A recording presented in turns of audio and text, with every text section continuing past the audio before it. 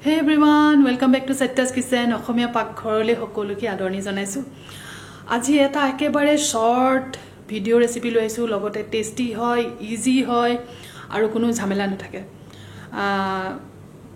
গাহৰি লাই শাকৰ লগত গাহৰি। যেহেতু এতিয়া পিকনিকৰ সিজন চলি আছে, প্লাস লগতে ঠাণ্ডা বতৰ হয়, সবৰ ঘৰতেটো জুইটো ধৰেই থাকে। এইটো একচুয়ালি মই যেটা অসম গৈছিলো তেতিয়া বনাইছিলো, সবে ইমানে ভাল পাইছিলে খাইছিল খাবলৈ, মানে সবে বহুতে ভাল পাইছিলে খাবলৈ।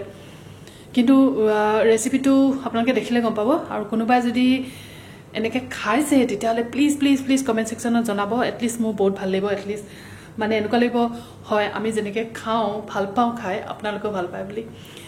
তেতিয়াহলে আহক বেছি দেৰি নকৰি ৰেচিপিটো আৰম্ভ কৰোঁ।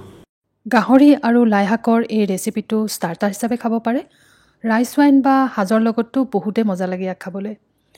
ভিডিওটো একেবাৰে শৰ্টত ৰাখিলোঁ, কিবা যদি নুবুজিলে কমেন্ট সেকশনত সুধিব পাৰে, মই যিমান পাৰিম ৰিপ্লাই কৰিম।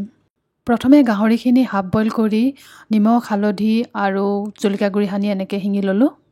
গাহৰি নোখোৱাসকলৰ কাৰণেও কুকুৰা মাংস হাফ বইল কৰি পানি সেম মছলা অৰ্থাৎ হালধি নিমখ আৰু জলকীয়া গুড়ি সানি এনেকৈ বাঁহৰ শলাত শিঙি লৈছোঁ। তাৰপিছত ৰঙা আঙঠাৰ ওপৰত এইদৰে মাংসখিনি পুৰিছোঁ। মাংস সদায় পুৰোতে একেবাৰে ডাইৰেক্ট জুইৰ ওপৰত দিব নালাগে, ৰঙা আঙঠাৰ ওপৰত পুৰিলেহে খাবলৈ বেছি ভাল হয়, তেতিয়া কলাও নপৰে মাংসখিনি। মাংসখিনি ভালদৰে পুৰ যোৱাৰ পাছত এটা হটকেছত ভৰাই ৰাখিছোঁ আটাইখিনি একেলগে হোৱালৈকে। তাৰপাছত কাটি থোৱা কোমলীয়া লাই শাক আৰু পিঁয়াজৰ লগত গাহৰি মাংসখিনি ভালদৰে মিক্স কৰি লৈছোঁ। ইয়াৰ ওপৰত যদি আকৌ নিমখ দৰকাৰ হয় তেতিয়াহ'লে কলা নিমখ অকণমান ছটিয়াই ল'ব পাৰে, জলকীয়া গুড়ি অকণমানো ছটিয়াই ল'ব পাৰে। কিন্তু যদি অকণমান মৌজোল দি লয় তেতিয়া খাবলৈ বৰ ভাল হয়। তো এয়াই আছিলে আমাৰ লাই শাক আৰু গাহৰিৰ ৰেচিপি। চিকেনৰ লগতো সেম প্ৰচেছ কৰিব পাৰে।